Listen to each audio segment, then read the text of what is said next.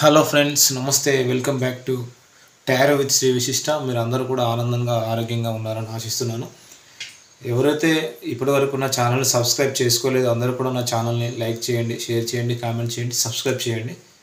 So మీరు అందరూ like చేస్తేనే నా వీడియో ముందుకు వెళ్తుంది, సరేనా? ఓకే. సో మరి ఎవరికైతే పర్సనల్ రీడింగ్ కావాలనుకుంటున్నారో డిస్ప్లేలో అండ్ డిస్క్రిప్షన్లో నా మొబైల్ నెంబర్ క్లియర్గా మెన్షన్ చేస్తుంది. సో మీరు దానికి కాల్ కానీ వాట్సాప్ కానీ చేసి మీరు పర్సనల్ రీడింగ్ అనేది తీసుకోవచ్చు. ఓకేనా? ఓకే. సరే అండి. ఇంకా రీయూనియన్ మేనిఫెస్టేషన్ రెమెడీస్ కావాలన్నా నన్ను అప్రోచ్ అవ్వచ్చు. 100% రీయూనియన్ మేనిఫెస్టేషన్ రెమెడీస్ వర్కౌట్ అవుతాయి, సరేనా? ఓకే. ఇంకా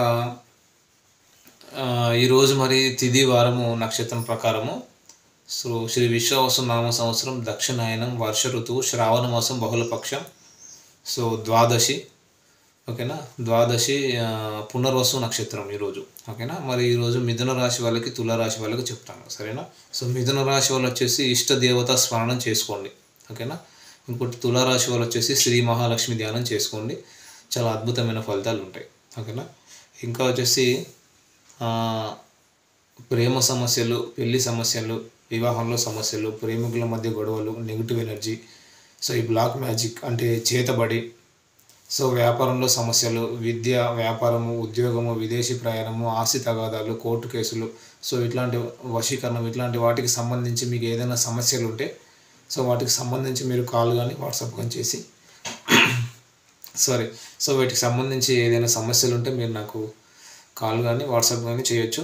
సో మీకు అద్భుతమైన పరిహారాలు నేను ఇస్తాను, సరేనా? ఖచ్చితంగా జీవితంలో మీరు ముందుకు వెళ్తారు. ఈ మధ్యకాలంలో చాలామందికి వివాహం అనేది లేట్ అవుతుంది, ఉద్యోగం కూడా అనుకున్న టైంలో రావట్లేదు. మరి దానికి సంబంధించి ఎట్లాంటి పరిహారాలు పాటిస్తే మనకు వివాహం తొందరగా అవుతుంది, ఓకేనా? సో ఉద్యోగం తొందరగా వస్తుంది, ఎట్లాంటి పరిహారాలు పాటించాలి, ఓకేనా? సరే, మరి ఈరోజు రీడింగ్ మనం స్టార్ట్ చేద్దాం.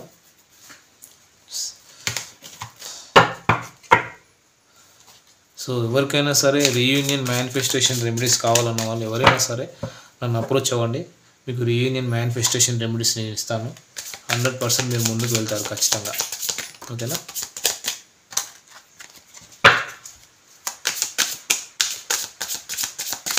సో ఎప్పుడు ప్రాక్టికల్గా ఉండండి, పాజిటివ్గా ఉండండి, నెగిటివిటీలో మాత్రం ఉండకూడదు, ఓకేనా?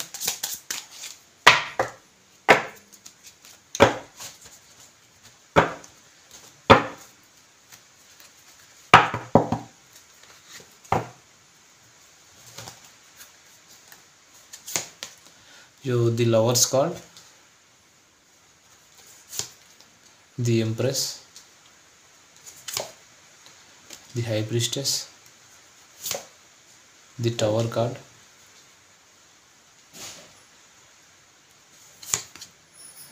Knight of Swords, the Nine of Pentacles, the Hermit card, the Magician. Okay, 5 of Cups. Okay. So నేను ఈ కార్డ్స్ అన్నీ క్లారిఫై చేస్తాను, సరేనా? ఇక్కడ ఏంటంటే మీ పార్ట్నర్ ఎవరైతే ఉన్నారో ఇక్కడ మీతో మెమరీస్ గుర్తు చేసుకుంటున్నారు, మీతో గడిపిన క్షణాలు గుర్తు చేసుకుంటున్నారు. అంటే మీతో ఏదో పాస్ట్ లైఫ్ కనెక్షన్ ఉంది అని వీళ్ళు ఫీల్ అవుతున్నారు అన్నమాట. మిమ్మల్ని మర్చిపోలేకపోతున్నారు. మేబీ మీతో వీళ్ళు కోల్డ్ బిహేవ్ చేసి ఉండొచ్చు, కోల్డ్గా బిహేవ్ చేసి ఆ నెగిటివ్ ఎనర్జీలో మిమ్మల్ని ఉంచేసి మీ ఫీలింగ్స్, ఎమోషన్స్ని, మీ బిహేవియర్ని అర్థం చేసుకోకుండా మూవ్ ఆన్ అయ్యి వెళ్ళిపోయారనేది అయితే కనబడుతుంది ఇక్కడ డెఫినెట్గా. అంటే వీళ్ళు ఏంటంటే బ్రేకప్ అయిపోయింది, దూరంగా ఉన్నారు, ఒక లాంగ్ డిస్టెన్స్లో ఉన్నారు. కానీ ఎవరి కోసమైతే ఈ పర్సన్ మిమ్మల్ని నెగిటివ్ ఎనర్జీలో ఉంచేసి డిప్రెషన్లోకి నెట్టేసి వెళ్ళారో అక్కడ కూడా హ్యాపీగా లేరు, ఓకేనా? సో వేరే ఎవరి కోసం మిమ్మల్ని సాక్రిఫైస్ చేశారు, సో వాళ్ళ బాధ్యతలు మాత్రమే నిర్వర్తిస్తున్నారు అక్కడ. సో ఇలాంటి సిచ్యువేషన్లో ఒంటరితనంతో కొట్టుమిట్టాడుతున్నారు. తను మీకు చేసిన దానికి కర్మ ఫేస్ చేస్తున్నారు అనేది తనకు అర్థమవుతుంది. ఇక్కడ థర్డ్ పార్టీ సిచ్యువేషన్ ఖచ్చితంగా ఉంది. సో ఇక్కడ థర్డ్ పార్టీ సిచ్యువేషన్లో ఉంటే కనుక, లాంగ్ డిస్టెన్స్ రిలేషన్షిప్లో ఉండే కనుక వాళ్ళ బాధ్యతలు మాత్రమే నిర్వర్తిస్తున్నారు అక్కడ. వాళ్ళకి ఏమాత్రం కూడా హ్యాపీగా లేరు అక్కడ. సో కర్మ ఫేస్ చేస్తున్నారు వీళ్ళు మీకు చేసిన అన్యాయానికి అనేది అయితే కనబడుతుంది. సో ఇంకా చూద్దాం. సో సో థర్డ్ పార్టీ సిచ్యువేషన్లో మా వ్యూవర్స్ యొక్క పర్సన్కి థర్డ్ పార్టీకి మధ్య ఏం జరుగుతుందనేది మనం చూద్దాం. సో ఇక్కడ ఏంటంటే ఇవన్నీ కూడా వాళ్ళ ఇంట్యూషన్ ఏం చెప్తుందంటే, వాళ్ళ మనసు ఏం చెప్తుందంటే, వాళ్ళ నాలెడ్జ్ని ఇంప్రూవ్ చేసుకోవడానికి జ్ఞానాన్ని ఇంప్రూవ్ చేసుకుంటున్నారు. సో ఎక్కువగా మెడిటేషన్ చేస్తూ స్పిరిచువల్గా ఎదుగుతున్నారు. తనను తాను పీస్ఫుల్గా ఉంచుకుంటున్నారు. అసలు ఏం జరుగుతుంది, నా లైఫ్ ఎటుపోతుంది, ఒక్కోసారి మన మైండ్, మన గట్ ఫీలింగ్ మనకు చెప్తుంటుంది ఏం జరుగుతుంది, అసలు జరిగేదానికి మనం ఏం చేసి వచ్చాము, ఆ తప్పు ఏంటి అని తన ఇంట్యూషన్ ద్వారా తనకు తెలుస్తున్నాయి అన్నమాట. సో మేజర్ ఎనర్జీస్ ఇవి. ఇక్కడ ఏంటంటే రాశుల పరంగా వచ్చేసి ఒక నిమిషం, వృషభం, కన్య, మకర రాశి వాళ్ళు కనిపిస్తున్నారు. అండ్ మిథున, తుల, కుంభరాశి వాళ్ళు కనిపిస్తున్నారు ఇక్కడ.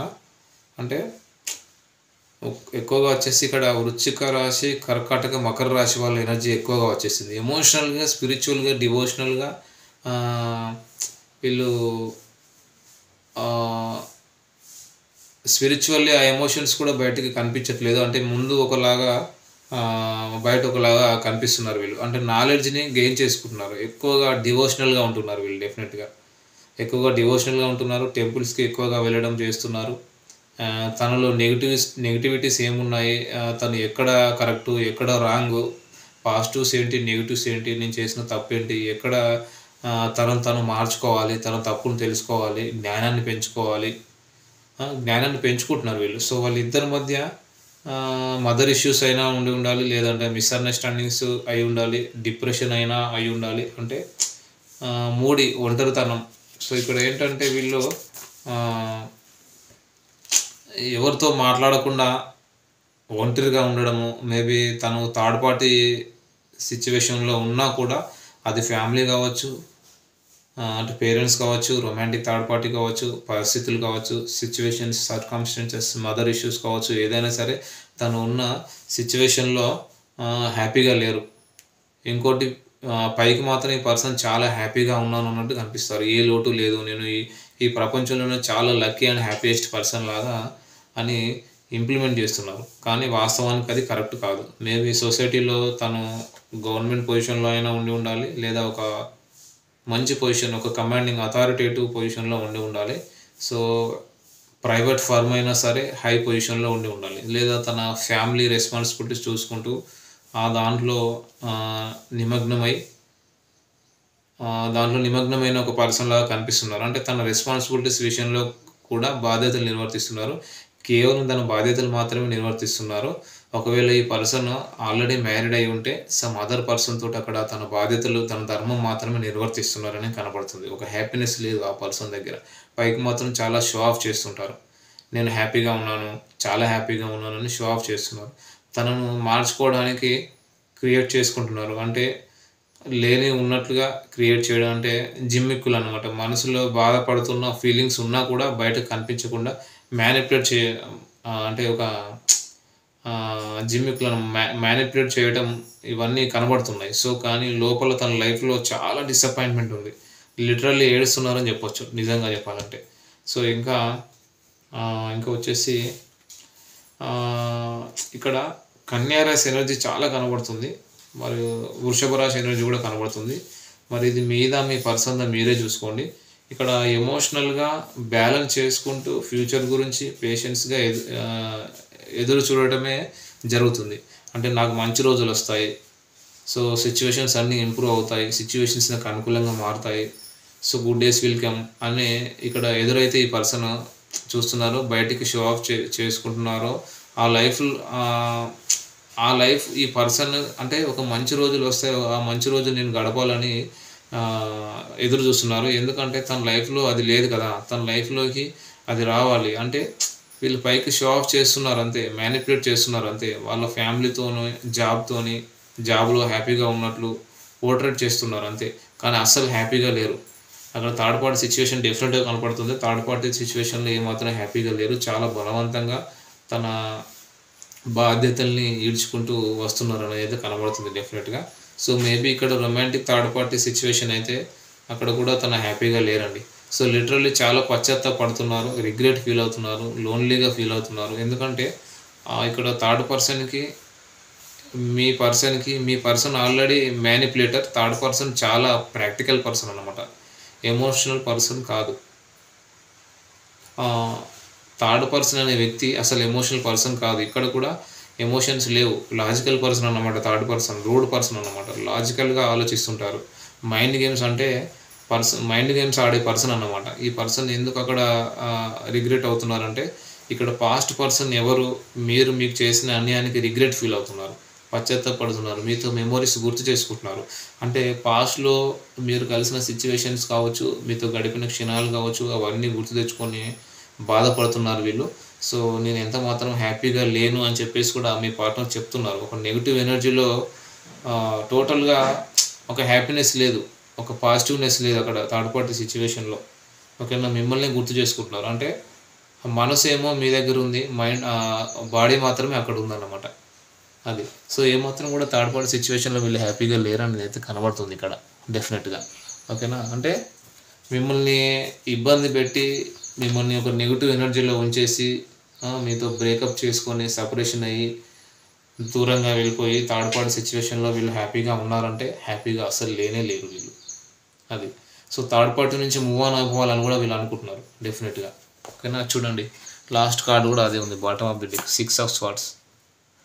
థర్డ్ పార్టీ సిచ్యువేషన్ నుంచి మూవ్ ఆన్ అయిపోవాలని కూడా అనుకుంటున్నారు వీళ్ళు, మీ లైఫ్లోకి రావాలని ఆలోచించుకుంటున్నారు. సో మీ ఇద్దరిది ఒక పాస్ట్ లైఫ్ కనెక్షన్ లాగా మీ పార్ట్నర్ ఊహించుకుంటున్నారండి. ఓకేనా, సో మరి మొత్తానికైతే ఈ వ్యక్తి అయితే మీ లైఫ్లోకి రావాలని అయితే ఆలోచిస్తున్నారు. సో చాలా డిసప్పాయింట్మెంట్లో ఉన్నారు. ఓకేనా, సో కానీ పైకి మాత్రం షో ఆఫ్ చేయట్లేదు అన్నమాట.